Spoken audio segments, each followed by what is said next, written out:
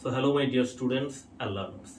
In the series of data structures and algorithm, today I am going to discuss how to count the total number of nodes present in a doubly linked list.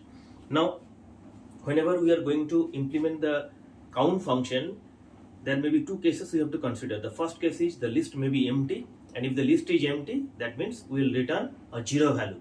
Zero nodes are there. And if the list exists, that means we have to count the number of nodes and then we will return that value. Okay, so suppose the return type of the function. So this time we are mentioning the return type as integer. Okay, and the name of the function is count. That means whenever this count function gets called, it will return an integer value. That means the number of nodes present in the list that will be returned from this function, and it is not accepting any parameter. That's why inside the parenthesis we have not mentioned anything. Okay. Now first we will consider whether the list exists or not.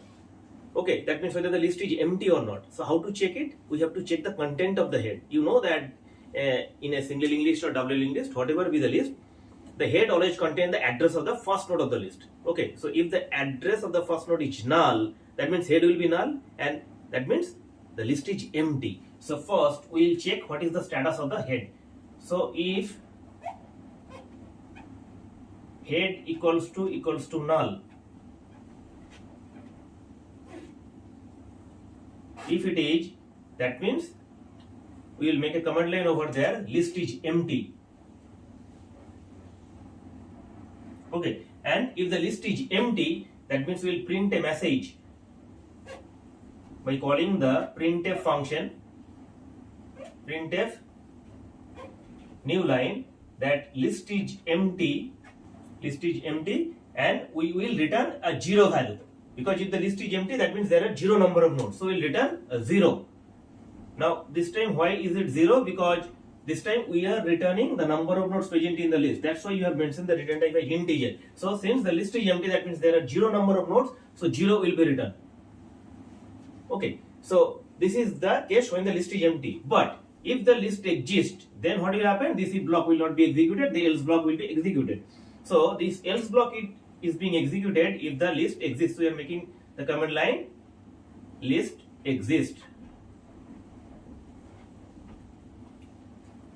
Okay, now, so before executing the statements or writing the statements, we will first draw a doubly linked list where we will consider 4 different nodes. Okay, so let's have the figure first.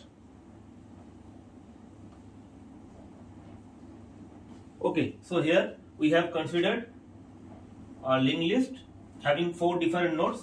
So this is the head pointer. Suppose the address of the first node is 100, address of the second node is 200, address of the third node is 300, and address of the fourth node is 400. So this address can be anything else, because you know that this address is being assigned by the compiler. We cannot predict any address in advance. Okay, so that is the sole discretion of the compiler. So for the sake of understanding, we are assuming this type of address. Okay, so this is the first node, this is the second node, this is the third node, and this is the fourth node of the list or last node. Now first node address is 100, so head content will be 100.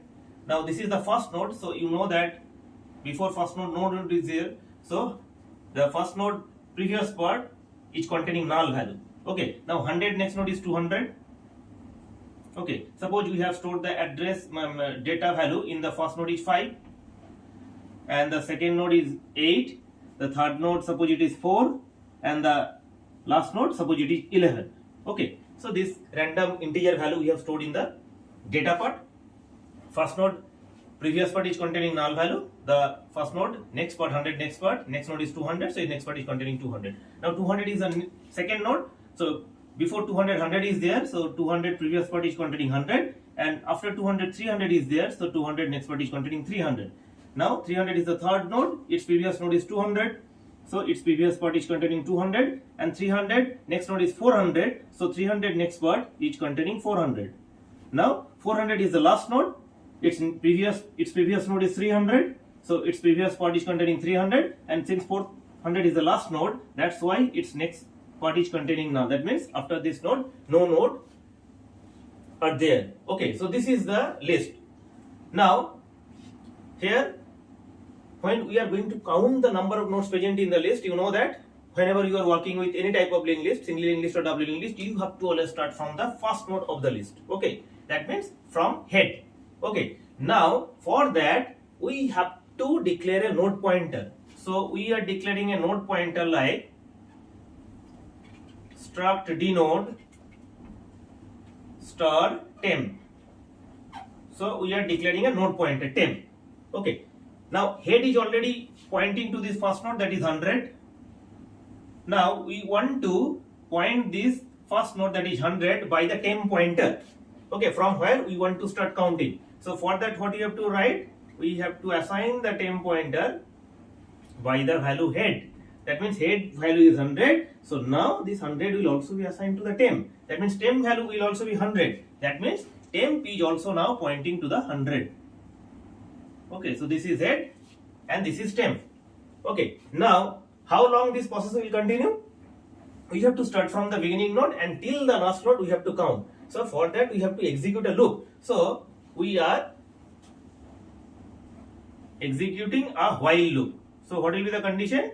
While temp is pointing to a valid node, that means if while temp is not equals to null, that simply means that temp is pointing to a valid node, and if it is pointing to a valid node, then we have to count it. But before that, what we have to do? We have to declare a count variable. So suppose here at the beginning we are declaring a count variable int c is equals to 0. Now c is the variable we have taken as an integer, and since we have not counted a single node right now, that's why we have assigned a 0 value to this variable c. Okay, now look at the board. Right now the temp is pointing to the first node, that is 100. So the condition that we have given, that if 100 not equals to null, and the condition is true, that means temp is pointing to a valid node. So if it is a valid node, then what we will do? We will increment the value of c. So initially c was 0. So after executing this statement, c value will be incremented by 1. So c will be c plus 1. So previous c is 0, so it will be 0 plus 1. So current value of c will be 1. Okay. So after counting this node, then we have to count the next node. For that, what we have to do? We have to shift the temp pointer from this node to this node. Okay. So currently, previously temp was pointing to 100. So this node is what? 200, and 200 is what?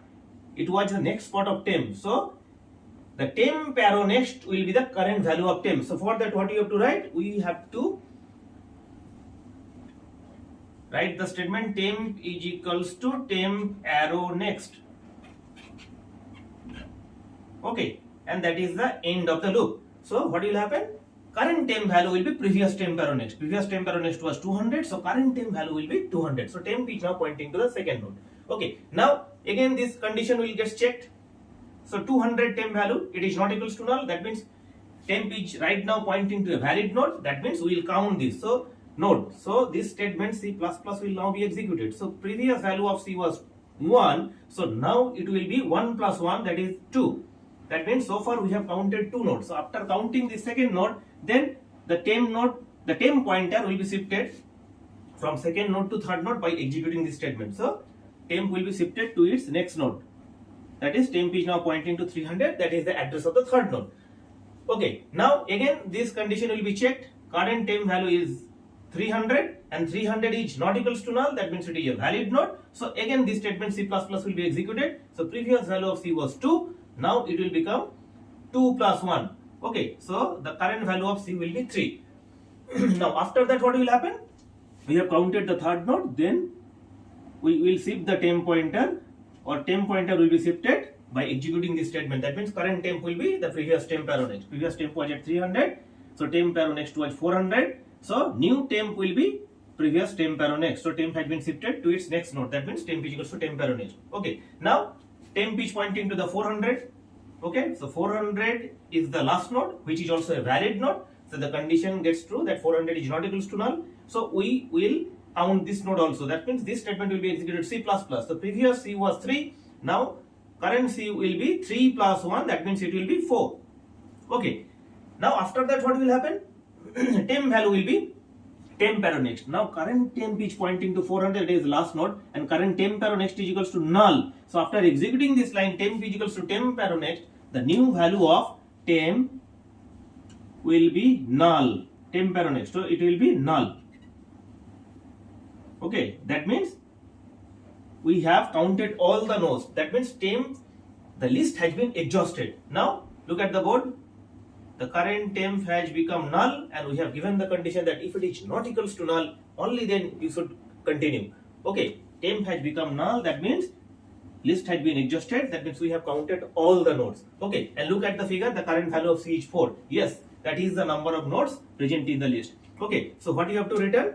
After getting out of this while loop, we have to return the value of C. So we are writing return C. Return C. That means here the value of C is 4, so the 4 will be returned. So this is the end of this else block, and that will be the end of the count function.